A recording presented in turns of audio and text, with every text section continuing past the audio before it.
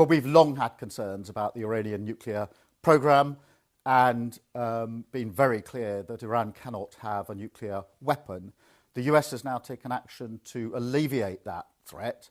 It is important that we now de-escalate the situation, stabilise the region, and get the parties back around the table to negotiate. And I've been speaking with international leaders this morning to that end. So I want to reassure the British public that we're doing everything we can to stabilise the situation, to de-escalate the situation, and to get to a negotiated outcome.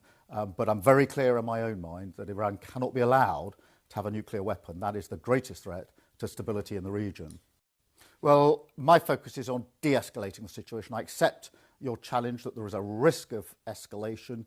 That's a risk to the region. It's a risk beyond the region. And that's why all our focus has been on de-escalating, getting people back around to negotiate what is a very real threat in relation to the nuclear programme.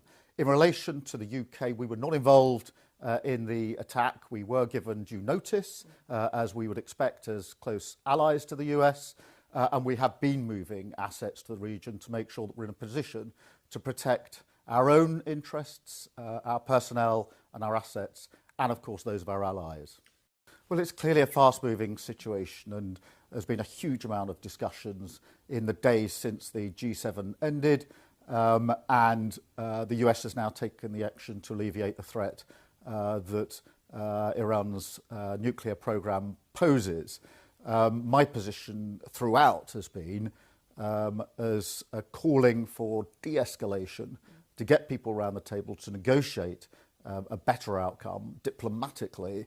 And I've been talking to international leaders in recent days, but particularly intensely this morning. We'll continue to do so during the course of today.